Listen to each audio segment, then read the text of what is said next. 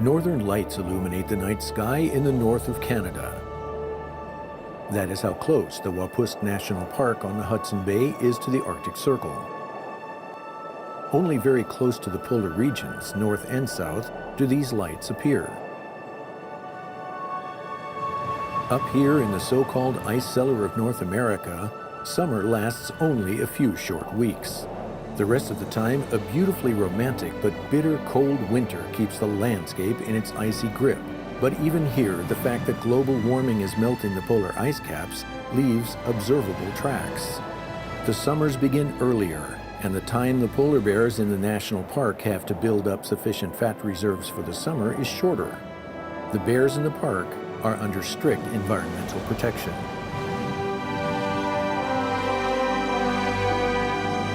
For the bears, the change in the climate means that over the longer term, they may no longer be able to travel over the pack ice to take seals and walruses by surprise at the air holes they maintain in the ice. Although the bears are excellent swimmers, they are rarely able to catch prey in the water. Hunger drives them closer and closer to human settlements, and conflicts are unavoidable. As cute and cuddly as polar bears might appear, they are systematic hunters and make no distinction between animal and human in their search for food. By the way, polar bears are not nearly as nomadic as had been previously thought. Many of the animals around the Hudson Bay live almost territorially.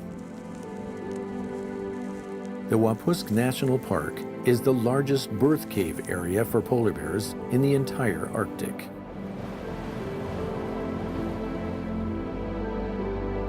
After about 8 months' pregnancy, polar bears give birth to their young during the winter.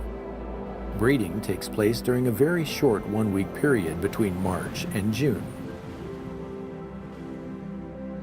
Polar bear cubs are not much larger than a cat or a rabbit at birth, but already after about 8 weeks, they can weigh up to 15 kilograms. Even at that size, they are still nursed by their mothers. That can last up to about 2.5 years.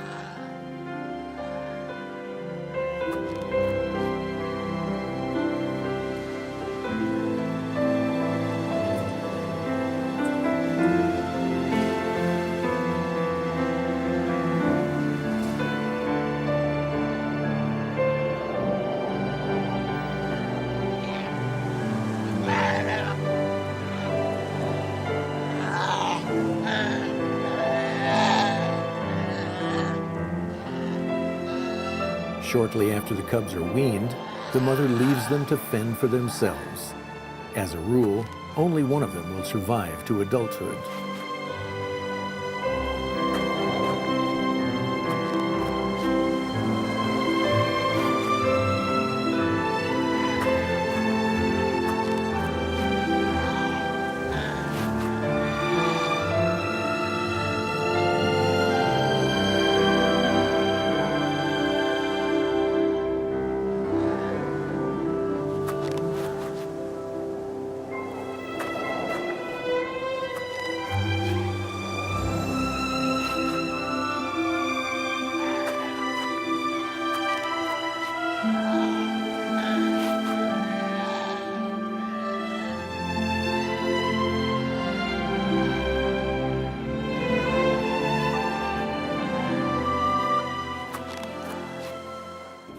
The playful sparring and tussling is part of the animal's training program and serves to practice hunting skills.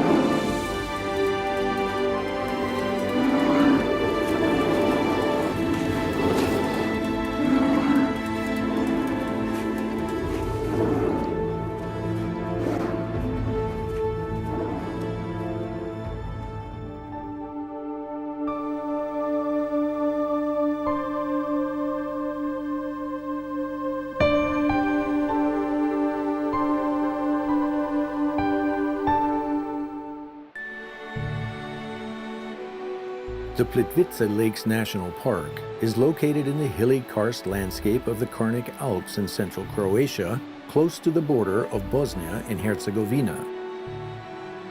Measured by its surface area, it is the largest national park in Croatia. It is also the oldest in southeastern Europe. The Plitvice Lakes are world-renowned for their cascading formation and their two characteristic waterfalls.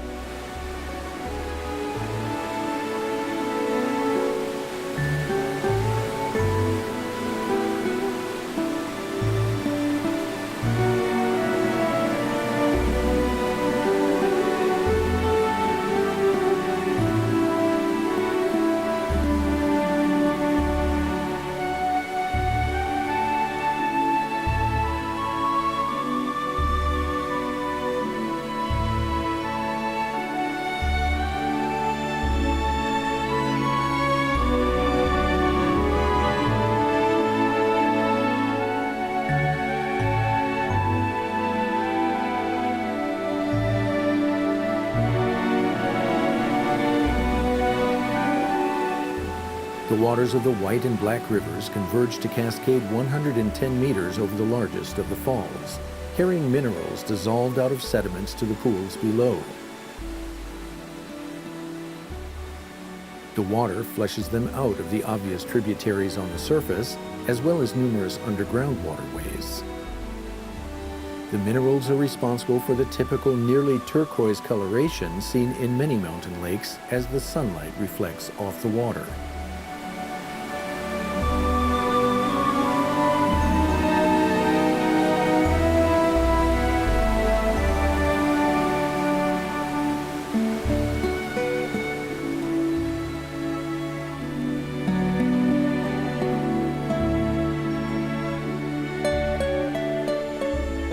The water flows through the 16 lakes over a distance of more than 7 kilometers and covers a vertical distance of a total of 153 meters in the process. The waters of the lakes along with the Plitvice River then make up the Korana River. The natural so-called travertine barriers are characteristic. Travertine is a porous limestone made up nearly exclusively of calcium carbonate. The barriers are naturally formed by the transport of sediments, but also of plant material which gets hung up in the cracks and pores. In addition, a thick layer of vegetation grows on the barriers. Over long periods of time, the barriers move further into the middle of the lake as their material is broken down, or they simply crumble and get washed away. In that way, two of the smaller lakes could one day join to form one larger one.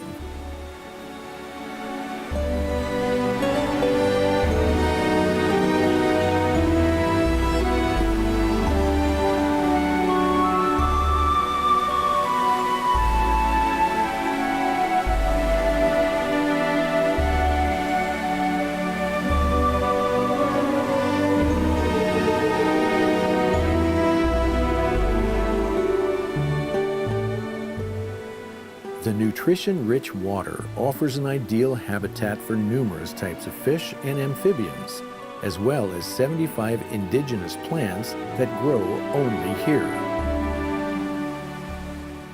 This water wonderland, declared a UNESCO World Natural Heritage Site, is visited by a good 1 million people per year.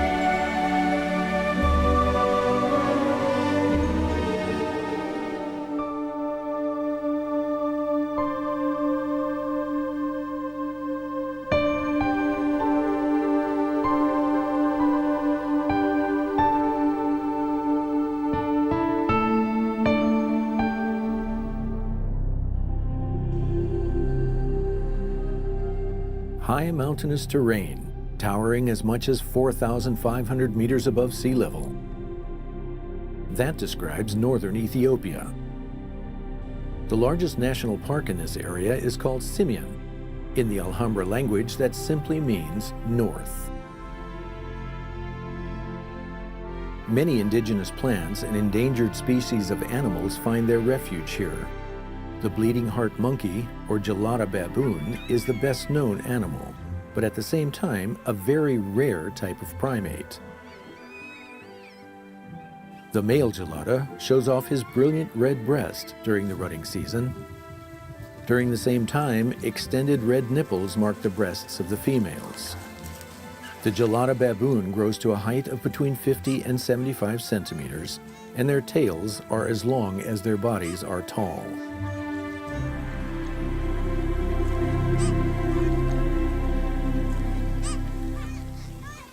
Adult males weigh in at a healthy 21 kilos, and their mane is somewhat like that of a lion. The bleeding heart monkeys live in meadowlands high up in the mountains at altitudes between about 2,200 and 4,400 meters. Up here, the meadows are often cloaked in clouds, and fresh grass is continually springing up because of the moisture. That is a delicacy for the primates and makes them the only one of their species to graze. During the dry season, they also feed on roots and tubers.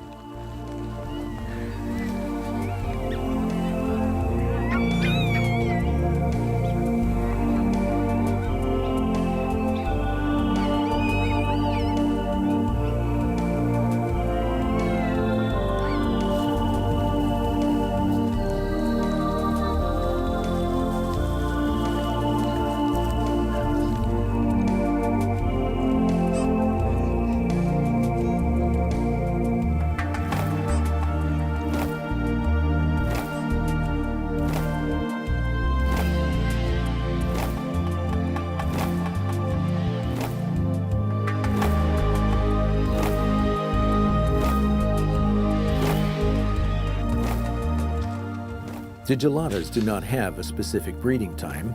The red breast and a swollen vulva are enough of a signal for the males that the female is ready to breed. The breeding impulse comes from the female, however. Interestingly enough, the breeding time is synchronized. All females are in heat at the same time and thus bear their young around the same time as well.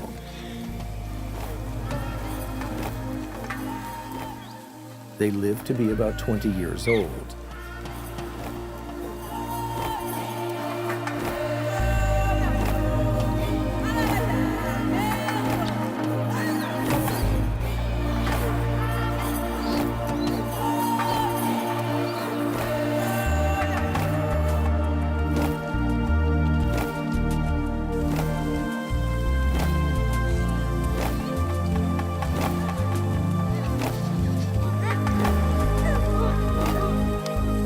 The bleeding heart monkey is not yet particularly endangered, but Ethiopia's agriculture is increasingly encroaching into the highlands.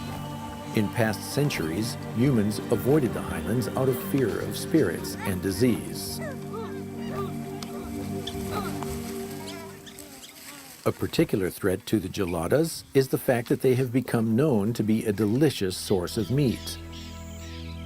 Only here, in the World Natural Heritage Simien National Park, are the populations under strict environmental protection.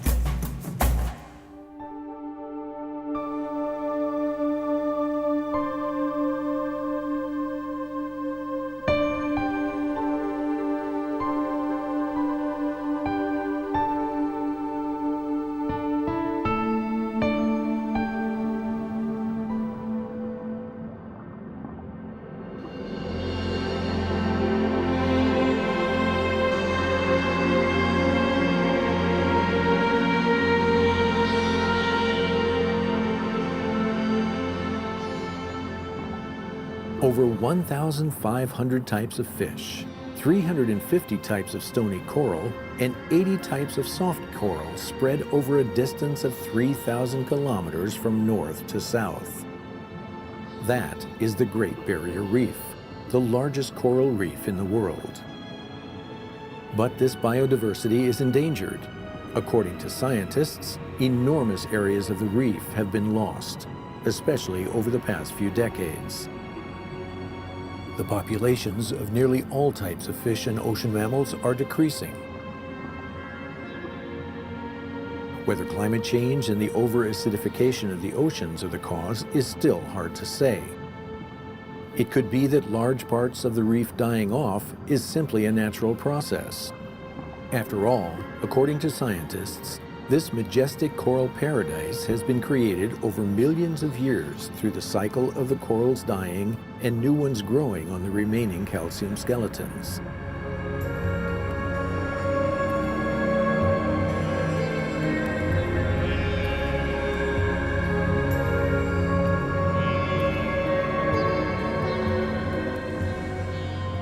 But when wonderful creatures like the nudibranchs and the clownfish begin to die off bit by bit, or the giant manta rays find less and less plankton to feed on, then contributing factors certainly include pollution, the washout from over-fertilized coastal agricultural land, the extension of harbors along the coast, and dumping wastewater into rivers, streams, and the ocean.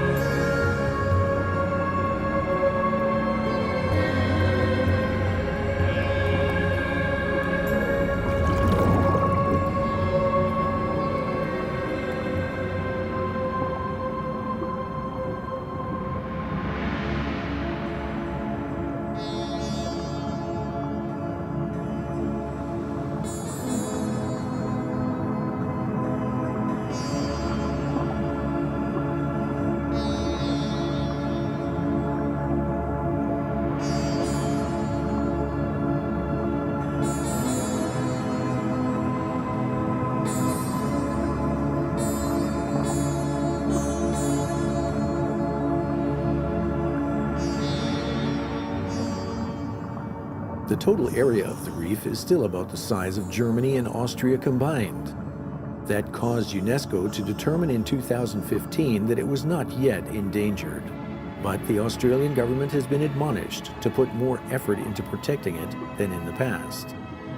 In any case, here in the largest underwater paradise on Earth, the symphony of life is played out each and every day through the interaction of the unbelievable diversity of plant and animal life.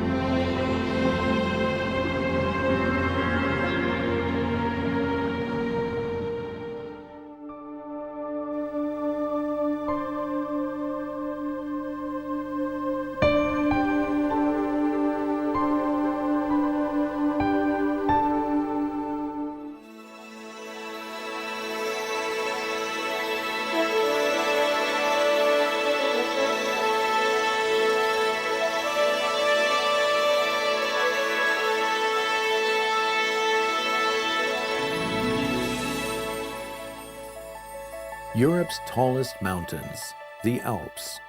The range, stretching 1,200 kilometers from east to west and between 150 and 250 kilometers from north to south, extends from the Ligurian Sea to the Pannonian Basin. The majestic mountains are the result of a dramatic tectonic collision as the African continental plate collided with Eurasia in the far distant past, pushing up the primeval ocean, Tethys.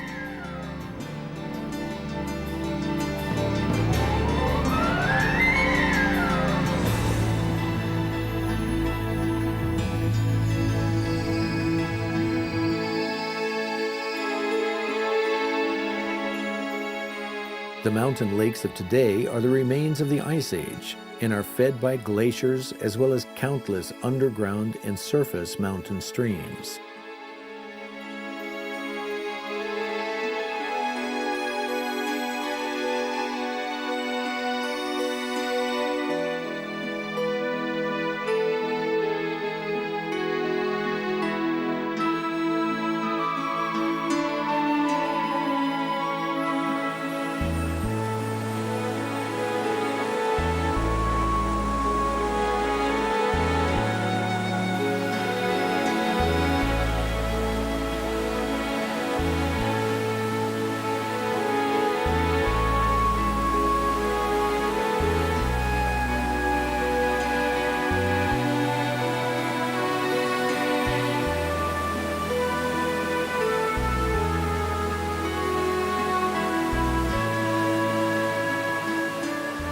In the beginning, only hunters and gatherers lived in the mountains. But step by step, during the Neolithic period, farming and raising livestock began to become established in the highlands as well. It took several millennia, however, for today's method of alpine meadow management to take hold, whereby the animals are taken up into the mountains to graze for the summer and back down into the valleys for the winter.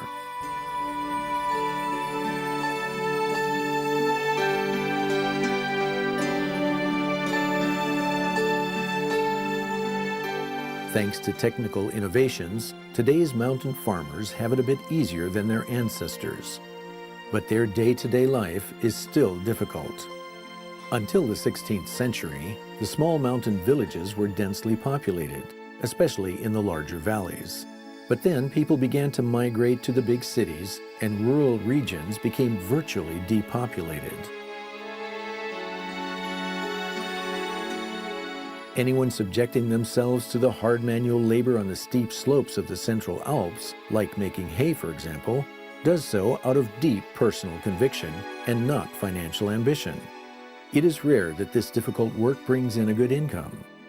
But without these dedicated alpine folk, the manicured cultural landscapes so treasured by millions of tourists would not exist.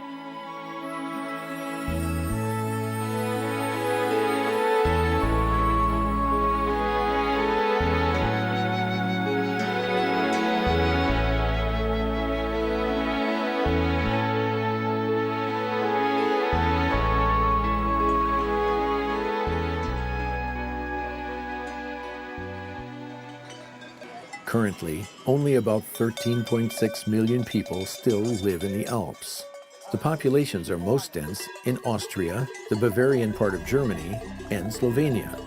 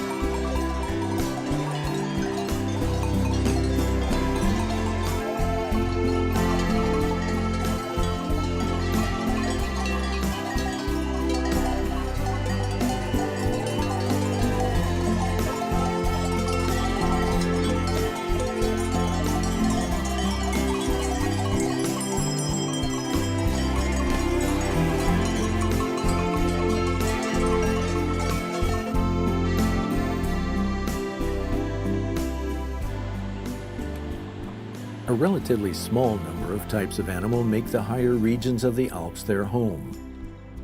The most well-known are the alpine ibex, the chamois, and first and foremost, the cute little marmot, a relative of the groundhog. For a long time, their most dangerous predators were the bearded vulture and the golden eagle. During the 18th and 19th centuries, however, both of these birds were nearly wiped out. Today, only the eagle rules the alpine skies after having been successfully reintroduced to the wilds of the mountains. Building up the vulture population has been successful only on a limited regional scale, but repopulating the entire alpine region has proven to be very difficult. The marmots manage the losses the eagle attacks quite well. Their high breeding rate keeps the population stable. A female bears between 2 and 5 young during every breeding cycle. Thanks to their winter hibernation, which can last as long as 9 months of the year, the animals are only on the King of the Air's menu for a very short summer season.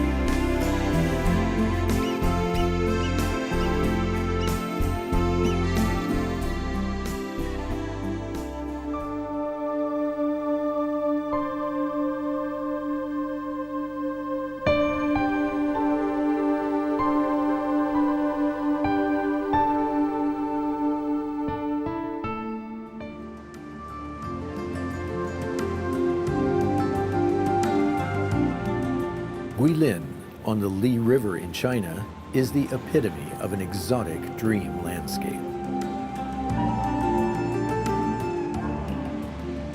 The basis of these formations is soft limestone, which gives way to the forces of nature relatively easily.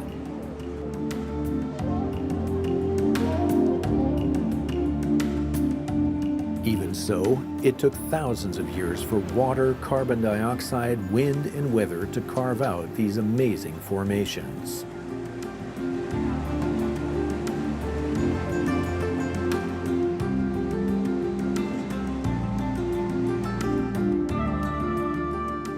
Tower karst is the main ground material found in the region surrounding Guilin.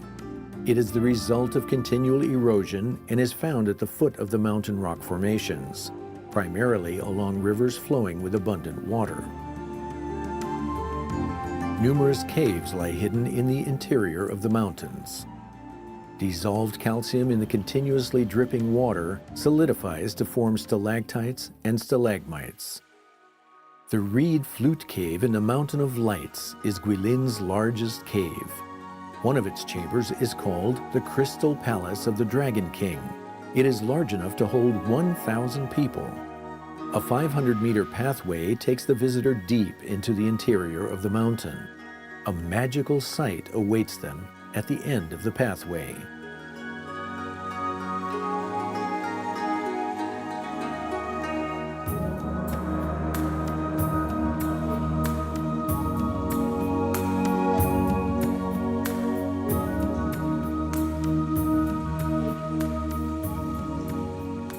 The reflection in the underground lake looks like a miniature version of the area surrounding Guilin.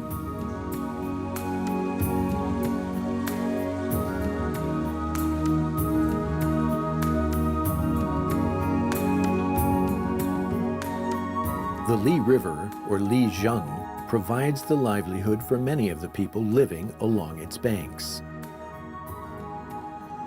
These fishermen don't need nets for their work. Cormorants catch the fish for them. Their wings are clipped so they can't fly away, and a thin string around their throats keeps them from escaping or swallowing the fish they catch. The fishermen take the birds out on the river every evening and let them hunt.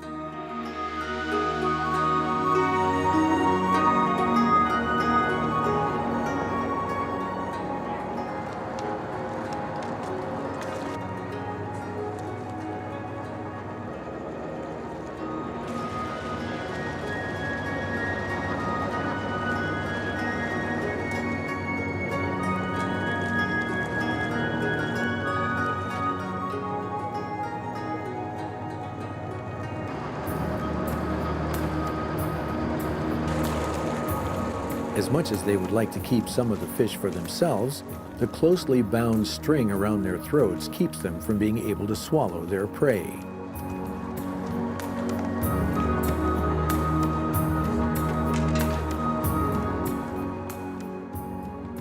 The traditional knowledge about cormorant fishing and raising and training the birds was kept secret for a long time and only passed on from father to son. It takes a good 8 months of training before a cormorant can perform its task dependably. What seems rather shocking to the tourist at first secures the survival of the old river fisherman and his family. From an economic standpoint, cormorant fishing is certainly insignificant. The limited catch does no damage to the fish population at all.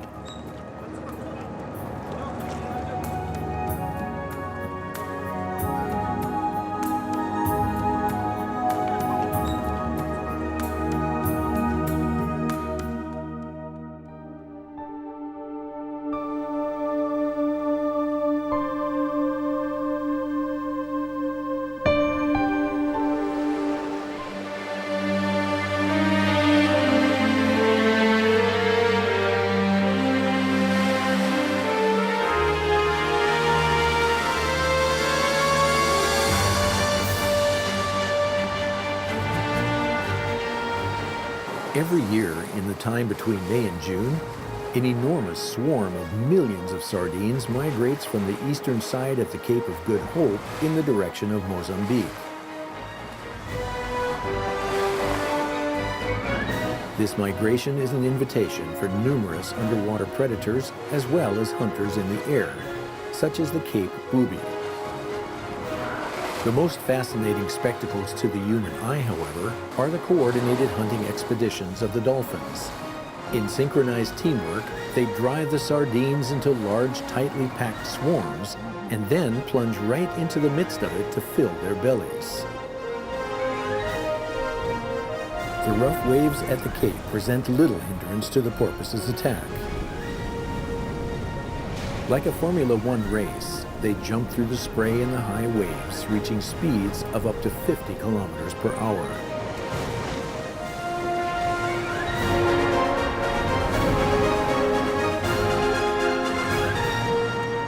These unique shots were an enormous challenge for the camera crew. It took special lenses to compensate for the boat dancing over the rough meter-high waves.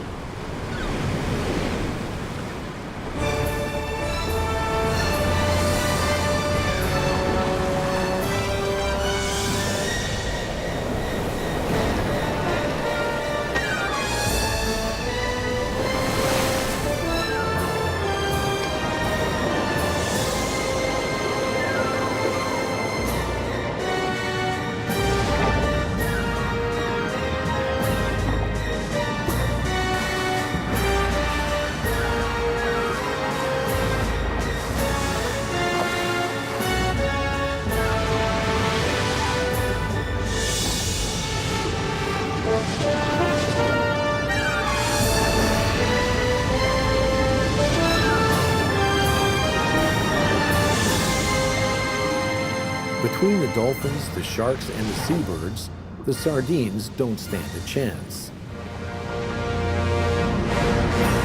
As a rule, the dolphins plunge into the compacted swarm of sardines from below. That drives the fish up toward the ocean surface. And there, the boobies and the seagulls are just waiting for their arrival.